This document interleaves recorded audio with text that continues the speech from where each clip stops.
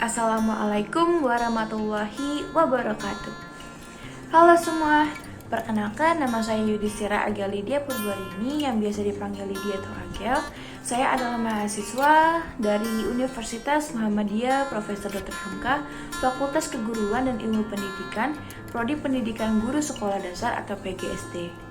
Adapun tujuan saya membuat video pembelajaran ini adalah untuk memenuhi tugas akhir mata kuliah Pendidikan Matematika 2 dengan dosen pengampu Ibu Qawiyah MPD. Semoga dengan adanya video pembelajaran yang saya buat ini dapat menambah wawasan teman-teman semua yang telah menonton video ini. Adapun materi yang akan saya bahas di video kali ini adalah tentang pengukuran kecepatan dan macam-macam alat pengukuran. Langsung saja, yuk kita simak video pembahasan berikut ini. Nah, materi pertama yang akan aku bahas di sini itu adalah pengukuran kecepatan. Sebelumnya, teman-teman tahu nggak sih kecepatan itu apa? Nah, di sini aku bakal ngejelasin nih. Kecepatan itu adalah besarnya jarak dan panjang lintasan dibagi dengan waktu. Nah, rumus kecepatan itu ada 3 loh. Kalau misalkan teman-teman mau mencari kecepatan, maka rumusnya adalah jarak dibagi waktu. Jika mencari jarak itu rumusnya waktu dikali kecepatan, dan jika mencari waktu, maka rumusnya jarak dibagi kecepatan. Nah, biasanya di dalam matematika itu, kecepatan, jarak, dan waktu itu dilambangkan dengan simbol-simbol seperti S, V, dan T. Nah, S itu adalah jarak atau kilometer, T itu adalah waktu atau jam, V itu kecepatan atau km per jam. Nah, jika teman-teman ingin mencari rumus kecepatan dengan simbol yang sudah saya jelaskan tadi, maka teman-teman jika ingin mencari kecepatan dengan menggunakan simbol, maka bisa menggunakan V sama dengan S dibagi T. V-nya itu maksudnya adalah kecepatan, S-nya itu adalah jarak, dan T-nya itu adalah waktu. Nah, yang seperti di kolom sebelahnya itu ada rumus kecepatan adalah jarak dibagi waktu. Nah, jika digunakan simbol maka V sama dengan S per T. Nah, jika teman-teman mencari jarak, teman-teman bisa menggunakan S-nya itu adalah jarak sama dengan V-nya itu adalah kecepatan dan T-nya itu adalah waktu. Jadi jarak sama dengan waktu dikali kecepatan. Kemudian jika teman-teman mencari waktu dengan menggunakan simbol, maka teman-teman bisa menggunakan T-nya itu adalah waktu sama dengan S dibagi V. S-nya itu adalah jarak dan V-nya itu adalah kecepatan. Maka waktu sama dengan jarak dibagi kecepatan. Nah, selanjutnya satuan jarak yang biasa digunakan dalam kehidupan sehari-hari antara lain adalah meter atau m dan kilometer atau km. Nah, satuan jarak yang digunakan dalam tangga satuan panjang itu ada kilometer atau km, hektometer atau hm, dekameter dam, meter atau m, desimeter dm, sentimeter cm, dan milimeter itu mm. Nah, sebenarnya itu ini adalah tangga satuan panjang. Jika turun satu tangga dikalikan dengan 10, maka jika naik satu tangga itu dibagi dengan 10. Nah, teman-teman tahu nggak sih bahwa ada lagu yang namanya lagu tangga satuan panjang. Contohnya tuh kayak gini. KM, HM, dam ke meter, DM, CM, dan MM. Kalau naik bagi 10, kalau turun kali 10. Nah, itu tadi adalah lagu tangga satuan panjang yang mungkin bisa kalian ingat dalam menggunakan satuan jarak. Nah, selanjutnya itu aku punya contoh soal. Nah, Rani dan keluarganya berangkat dari Bandung menuju Cirebon dengan menggunakan mobil. Jarak antara Bandung dan Cirebon adalah 132 km. Waktu yang ditempuh mereka adalah 3 jam. Berapakah kecepatan rata-rata mobil Rani dan keluarganya tersebut? Nah, kan yang ditanya itu kan kecepatan. Maka rumus dari kecepatan itu tadi adalah jarak dibagi waktu. Nah, tadi kan sudah diketahui bahwa jaraknya itu adalah 132 km dan jamnya itu adalah 3 jam. Maka jarak dibagi waktu 132 km dibagi 3 jam sama dengan 44 km per jam. Jadi kecepatan rata-rata mobil Rani tersebut adalah 44 km per jam. Nah, selanjutnya ada contoh soal kedua. Edo mengendarai sepeda motor dengan kecepatan rata-rata 43 km per jam. Ia mulai berkendara pada pukul 09.45 waktu Indonesia Barat dan tiba di tujuan pada pukul 12.00 waktu Indonesia Barat. Jika di tengah perjalanan Edo beristirahat selama 15 menit, berapa kilometer jarak yang ditempuh Edo? Nah, kan yang ditanyakan itu jarak, maka rumus dari jarak itu adalah kecepatan dikali waktu. Nah, di sini kan kita sudah tahu bahwa kecepatannya itu adalah 43 km per jam dan waktu tempuhnya itu dimulai pada pukul 9.45. Nah, pertama tuh kita tambahkan dulu pukul 9.45 dan Edo beristirahat selama 15 menit. Maka dari 9.45 ditambah 15 menit itu kan berarti genap menjadi pukul 10 waktu Indonesia Barat. Jadi tiba di tujuan jam 12 itu dikurang dengan jam tadi mulai dengan jam Edo beristirahat. Maka dari jam 12 siang dikurang ke jam 10 pagi, maka adalah 2 jam. Nah, tadi kan rumusnya jarak itu adalah kecepatan dikali waktu. Maka kecepatannya tadi adalah 43 km per jam dikali 2 jam dari hasil waktu yang ditempuh tadi. Nah, hasilnya adalah 86 km. Jadi, jarak yang ditempuh Edo adalah 86 km. Nah, selanjutnya kita masuk ke materi kedua, yaitu ada macam-macam alat pengukuran. Dari macam-macam alat pengukuran yang pertama itu ada alat pengukur panjang. Nah, alat pengukur panjang itu terbagi menjadi dua. Ada satuan panjang tidak baku dan satuan panjang baku. Nah, yang pertama akan saya jelaskan itu adalah satuan panjang tidak baku. Berikut ini adalah macam-macam alat pengukur satuan panjang tidak baku.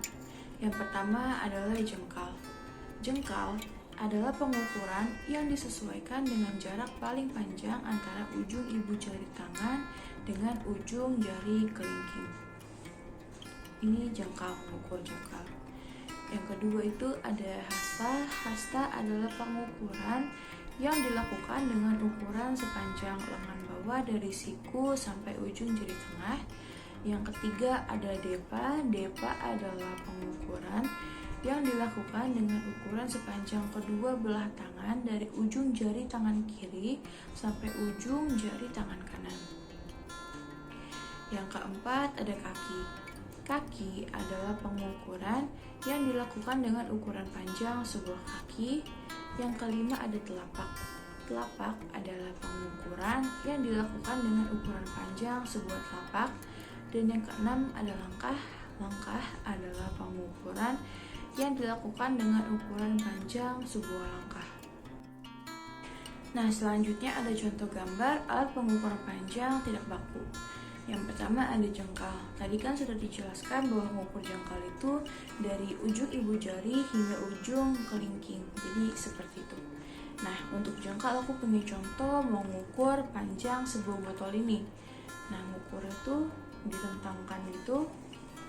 Jadi panjang botol ini adalah 1 jengkal.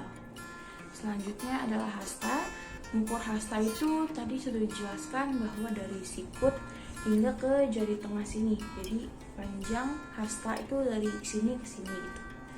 Selanjutnya ada depa, itu dengan merentangkan kedua tangan, direntangkan. Selanjutnya ada langkah. Langkah kaki diukur. Selanjutnya ada pengukuran menggunakan telapak.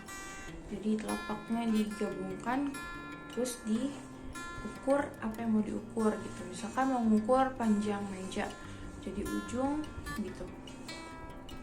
Sebenarnya ada satu lagi, yaitu tadi pengukuran untuk kaki, telapak kaki.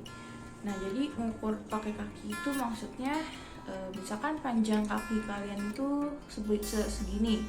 Nah, jadi kaki kanan kalian di sini, kaki kiri kalian maju ke depan, lalu diukur seperti itu. Jika mengukur menggunakan kaki. Nah, selanjutnya ada satuan panjang baku. Berikut ini adalah macam-macam alat pengukur satuan panjang baku. Yang pertama ada mistar. Mistar adalah alat ukur besaran panjang dengan ketelitian 0,1 cm atau 1 mm. Mistar juga difungsikan sebagai penggaris oleh para pelajar. Yang kedua ada meteran atau meter ukur. Meter ukur adalah alat ukur besaran panjang baku dengan jarak pengukuran yang lebih panjang daripada mistar atau penggaris. Yang ketiga ada jangka sorong. Jangka sorong adalah alat ukur besaran panjang baku dengan tingkat ketelitian 0,1 mm atau 0,01 cm. Jangka sorong sering digunakan pada proses pengukuran diameter, ketebalan, dan kedalaman benda. Dan yang terakhir ada mikrometer sekrup. Mikrometer sekrup adalah alat ukur besaran panjang dengan ketelitian sebesar 0,01 mm. Dengan ketelitian ini, mikrometer sering digunakan untuk mengukur benda-benda yang menuntut pengukuran yang sangat kecil. Nah, berikut contoh gambar alat pengukuran panjang baku.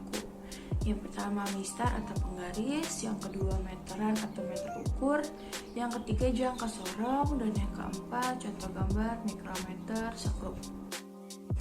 Yang kedua adalah alat pengukur berat. Berikut ini adalah macam-macam alat yang digunakan untuk mengukur berat. Yang pertama ada timbangan hybrid. Timbangan hybrid adalah timbangan yang cara kerjanya adalah perpaduan antara timbangan manual dan digital. Yang kedua ada timbangan kodok atau timbangan duduk. Timbangan kodok atau timbangan duduk adalah timbangan yang sering kita lihat di pasar-pasar. Berdasarkan fungsinya, timbangan kodok digunakan untuk mengukur berat bahan-bahan makanan, rempah, buah-buahan, atau yang lainnya. Yang ketiga ada timbangan analitik. Timbangan analitik adalah jenis timbangan yang secara khusus digunakan di laboratorium sebagai alat untuk mengukur massa suatu zat. Jenis ini juga sering disebut neraca analitik atau analytical balance, timbangan gram halus, dan timbangan laboratorium. Yang keempat ada timbangan badan. Nah, timbangan badan itu digunakan untuk mengukur berat badan yang penggunaannya dengan cara diinjak. Timbangan badan sendiri itu ada dua jenis.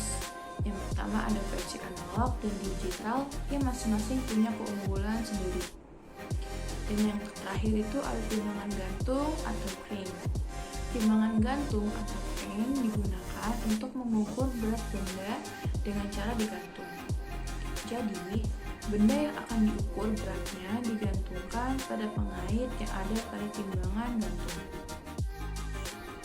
Nah, berikut ini ada contoh gambar dari alat pengukur berat tadi yang sudah dijelaskan. Gambar pertama itu adalah gambar timbangan hybrid. Yang gambar kedua itu adalah timbangan kodok atau timbangan duduk. Dan yang ketiga itu adalah timbangan analitik yang biasa di laboratorium. Dan yang keempat itu ada timbangan gantung atau crane. Yang kelima itu timbangan yang biasa kita gunakan atau timbangan badan. Selanjutnya yang ketiga adalah alat pengukur waktu. Nah, sebelumnya ketika teman-teman mendengar kata waktu, pasti terlintas di benak teman-teman semua bahwa waktu itu adalah jam, hari, atau kalender, dan lain sebagainya. Maka yang di benak teman-teman semua adalah benar. Nah, jam itu digunakan untuk mengetahui waktu yang ada pada suatu tempat. Nah, jam itu tuh terbagi menjadi beberapa jenis. Yang pertama ada jam dinding. Jam dinding itu yang biasa ada di tembok-tembok di rumah kalian semua. Nah, yang kedua ada jam tangan atau arloji. Nah, jam tangan atau arloji seperti yang saya gunakan di pergelangan tangan saya ini. Nah, jam tangan atau arloji itu biasa dikenakan di pergelangan tangan karena hal ini memudahkan seseorang untuk melihat waktu di suatu tempat secara mudah. Yang ketiga ada jam istiwa. Jam istiwa merupakan istilah yang dipakai oleh masyarakat Indonesia sebagai alat ukur petunjuk waktu yang berdasarkan dari pergerakan matahari di siang hari yang menghasilkan bayangan. Maka seringkali disebut juga sebagai jam matahari. Yang keempat ada stopwatch. Stopwatch dipakai untuk menghitung lama waktu yang digunakan untuk menyelesaikan sebuah pekerjaan. Nah, yang kelima ada kalender. Kalender digunakan untuk mengukur tentang waktu yang cukup lama, yakni meliputi hari, minggu, bulan dalam satu tahun. Kalender atau penanggalan merupakan sebuah sistem pemberian nama pada sebuah periode waktu seperti nama-nama hari. Dan yang terakhir ada jam pasir. Contohnya tuh seperti ini. Jam pasir merupakan salah satu jenis alat ukur waktu yang tidak baku. Namun penggunaan jam pasir sebagai alat pengukur waktu sekarang sudah tidak begitu populer. Karena yang pertama itu dia tidak akurat, yang kedua sudah jarang ditemui.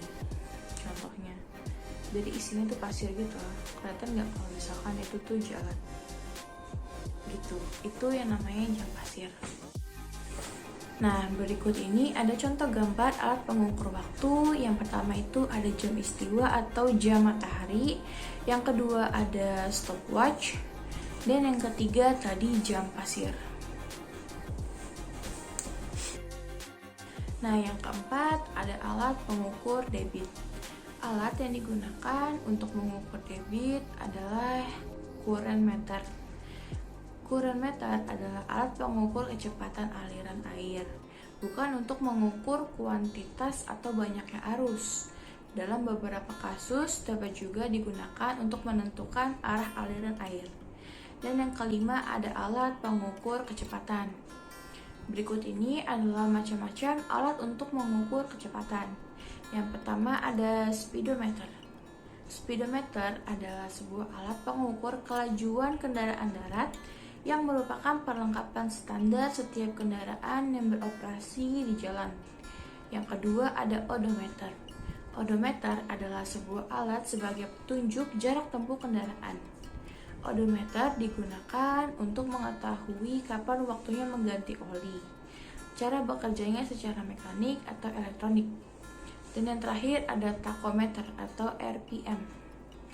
Tachometer atau RPM adalah sebuah alat untuk mengukur putaran mesin, khususnya jumlah putaran yang dilakukan oleh sebuah poros dalam satu tahun waktu dan sering digunakan pada peralatan kendaraan bermotor.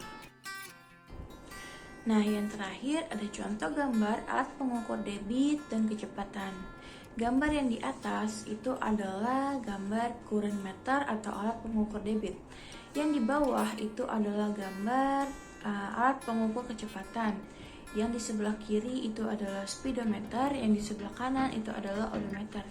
Untuk tachometer atau RPM itu biasanya ada di kendaraan bermotor. Sekian video pembelajaran yang hanya dapat saya sampaikan di video kali ini mengenai pengukuran kecepatan dan macam-macam alat pengukuran. Semoga apa yang saya sampaikan tadi dapat menambah wawasan kita semua. Jika ada salah kata yang saya ucapkan di dalam video ini, mohon dimaafkan. Kurang lebihnya mohon maaf. Akhirul kalam. Subhanakallahumma wa bihamdika. Asyhadu alla ilaha illa anta astaghfiruka wa atubu ilaik. Walahul muwafiq ila aqwa mitorik. Wassalamualaikum warahmatullahi wabarakatuh.